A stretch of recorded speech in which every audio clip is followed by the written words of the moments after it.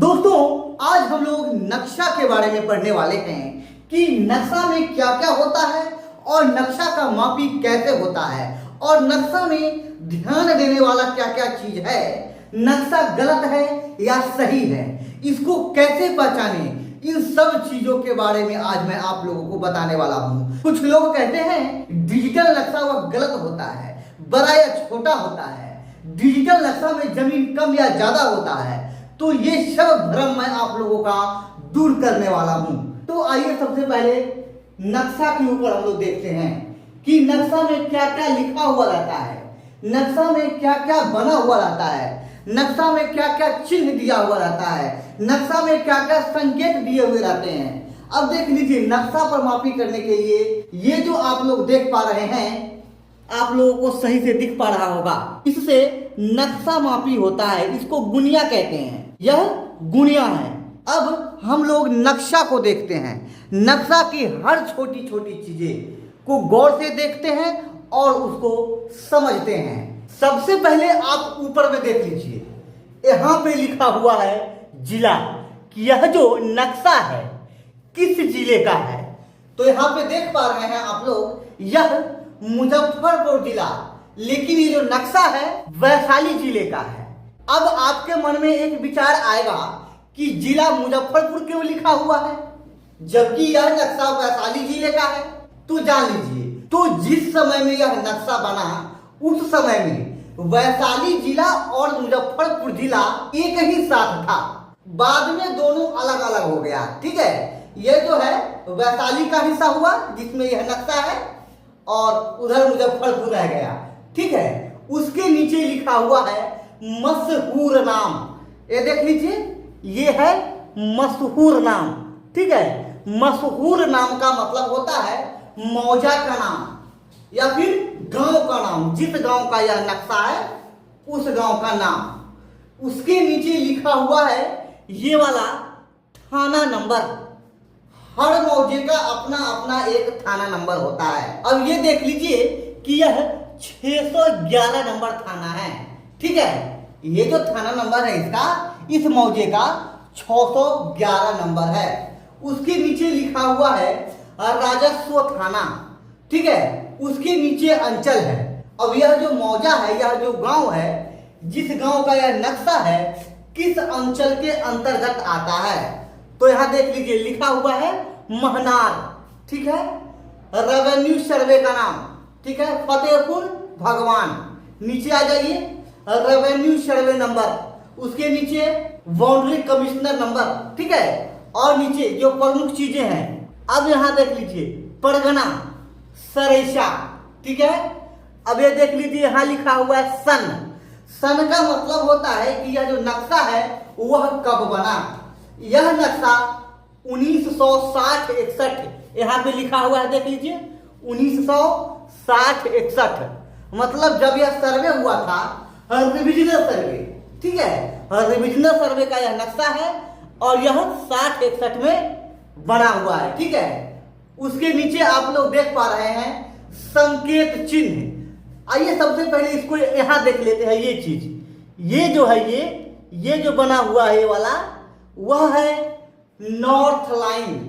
इससे हम लोग इस नक्शा में उत्तर किधर है, दक्षिण किधर है, पूरब किधर है और पश्चिम किधर है, यह पता कर सकते हैं। इसको कंपास भी कहा जाता है। ठीक है, अब ये जो बना हुआ है, ऊपर में उत्तर होता है, नीचे में दक्षिण होता है। कहने का मतलब ये जो नक्शा है, यहाँ पे ऊपर में लिखा हुआ है नॉर्थ, मतलब ऊपर का जो हिस्सा हुआ, इस नक्शे का ऊपर का हिस्सा वह नॉर्थ हुआ यानी उत्तर, नीचे साउथ यानी दक्षिण, इधर पूरब और इस तरफ पश्चिम।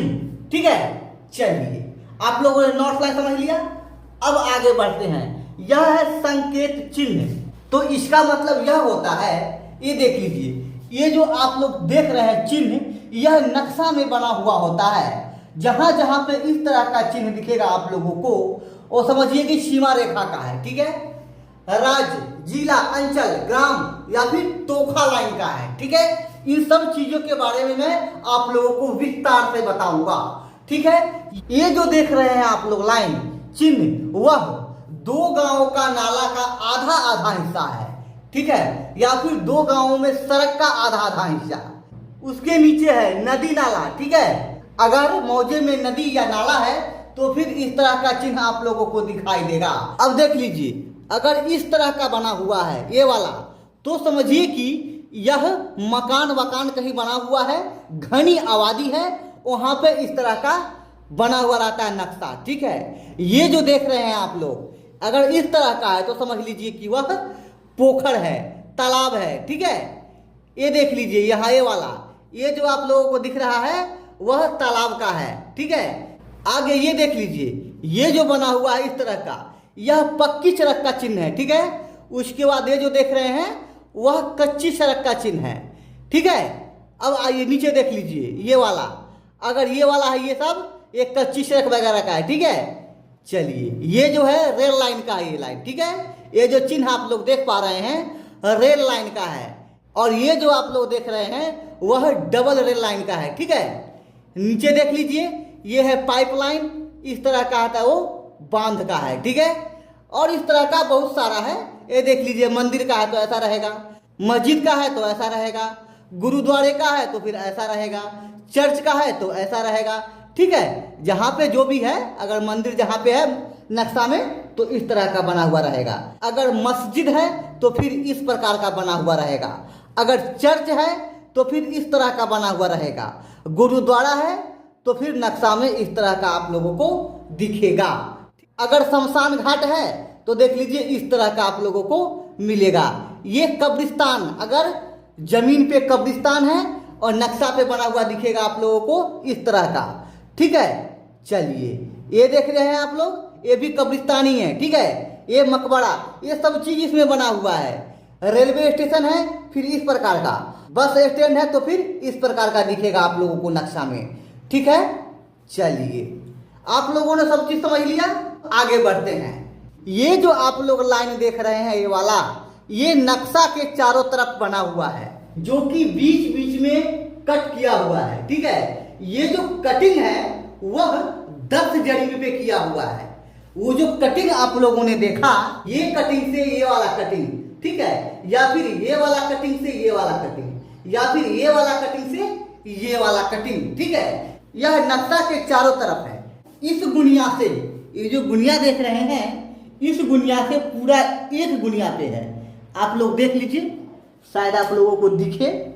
ये लीजिए, आप लोगों को मैं मापी करके ही दिखा देता हूं। ये देख लीजिए, ये जो है दहला, यह जो है कटिंग, वह 10 जरीब से थोड़ा कम है, ठीक है। ये जो कटिंग है यहां से यहां तक का कटिंग, ये कटिंग को कहते हैं दहला। अगर एग्जामी नक्शा है तो फिर उसमें प्लस का चिन्ह दिया हुआ रहता है, 10-10 जरीब पे प्लस का चिन्ह। देख लीजिए आप लोग, हर कटिंग पे दहला का चिन्ह मैं दे दिया हूं, जो कि एग्जामी नक्शा में रहता है प्लस की तरह, ठीक है। चलिए आगे बढ़ते हैं। यहां से यहां तक की दूरी 10 जरीब होती है, लेकिन जब मैंने मापी किया तो 10 जरीब नहीं पाया। अब देख लीजिए 10 जरीब से कम है ना, 20 कड़ी कम है। यह गुनिया जो है 2 इंच का होता है, और 1 इंच में 5 जरीब होता है, और 2 इंच में 10 जरीब होता है। और यह जो दहला है पूरे 2 इंच पे होता है, यानी कि 10 जरीब से। आइए जब मैंने गुनिया को लगाया, इस पे बैठाया, तो यह 10 जरीब से कम है। अब कितना कम है? 1 खंड छोटा वाला कम है, यानी कि 20 कड़ी कम है, जो कि नहीं रहना चाहिए नक्शा में। ये जो आप लोगों ने देखा कि यह 20 कड़ी यहाँ पे कम है, कहने का मतलब जब हम नक्शा मापी करेंगे तो 10 जरीब में 20 कड़ी कम हो जाएगा, ठीक है। क्योंकि यह जो नक्शा बना हुआ है इसी दहला पे बना हुआ है। दहला अगर बड़ा बना हुआ है तो फिर यह जो नक्शा है वह बड़ा बन जाएगा, अगर दहला छोटा बना हुआ है तो फिर नक्शा भी छोटा बन जाएगा। चलिए आगे थोड़ा सा और दिखाता हूं डायगोनल स्केल को, ठीक है। ये देख लीजिए, ये जो है यही है डायगोनल स्केल। ये जो डायगोनल स्केल है इससे भी नक्शा चेक किया जाता है कि नक्शा सही है या फिर नहीं है।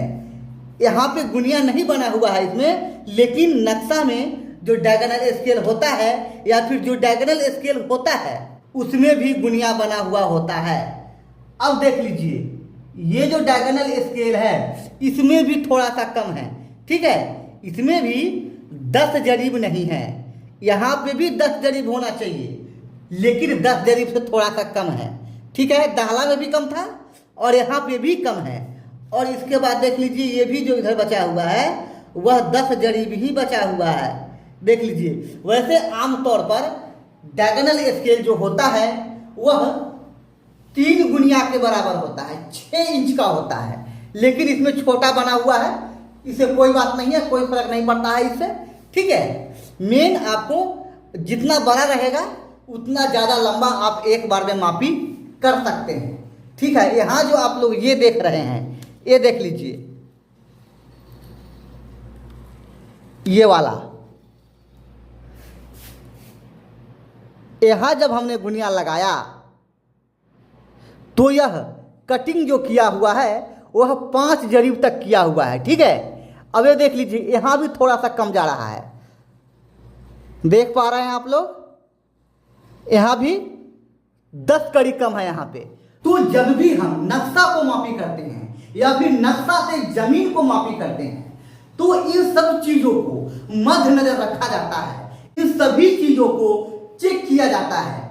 हर नक्शा में जरूरी नहीं है कि आप लोगों को यह कम ज्यादा मिले, आप लोगों को ज्यादातर नक्शा में 10 जरीब एक्यूरेट मिलेगा, कहीं कहीं पे थोड़ा बहुत कम मिलेगा। अगर कम होता है या फिर ज्यादा होता है तो इसके लिए क्या करना है वह मैं आप लोगों को आगे के वीडियो में बताऊंगा। आज मैं सिर्फ नक्शा के बारे में, नक्शा में क्या क्या रहता है, नक्शा में क्या क्या जरूरी है, इन सब चीजों के बारे में बता रहा था। अब ये जो आप लोग देख पा रहे हैं, इस तरफ एक नाम लिखा हुआ है, इधर भी एक नाम लिखा हुआ है। अब ये क्या है? यह है चौहद्दी, ठीक है। यह नक्शा में जो है यह चौहद्दी लिखा हुआ है। यहाँ देख लीजिए, इस तरफ भी लिखा हुआ है, यह भी चौहद्दी है, ये देख लीजिए यह भी चौहद्दी है। अब देख पा रहे हैं आप लोग एक चीज, ये गोल गोल सा दिख रहा है, ये वाला, ये वाला, ये क्या है? ये जो गोल गोल है यह नक्शा के बाउंड्री लाइन पे होता है और इसको कहते हैं बम्बा। यह जमीन के अंदर गाड़ा हुआ रहता है, यह आपको जमीन पे नहीं दिखेगा, ठीक है। अब आइए, ये जो आप लोग देख पा रहे हैं 3 कोण का क्या है? यह पत्थर है, यह सीमान पे रहता है, जहां पे 3 गांवों का मौजा आकर मिलता है, जहां पे 3 गांवों का सीमान आकर मिलता है वहां पे यह पत्थर गाड़ा हुआ रहता है, ठीक है। ये जो है गोल वाला, ये 2 गांवों के सीमान पर रहता है, ठीक है। लेकिन ये 3 सीमानी पत्थर जो है, इसको 3 सीमानी पत्थर कहते हैं, 3 कोण वाला पत्थर, यह 3 मौजे के सीमान पे आप लोगों को मिलेगा। उसके बाद यहाँ पे एक लाइन देख रहे हैं आप लोग, ये वाला, ये इस लाइन को कहते हैं तोखा लाइन, ठीक है। इस लाइन को तोखा लाइन कहते हैं। इसके बारे में भी मैं आप लोगों को विस्तार से बताऊंगा किसी एक वीडियो में, ठीक है।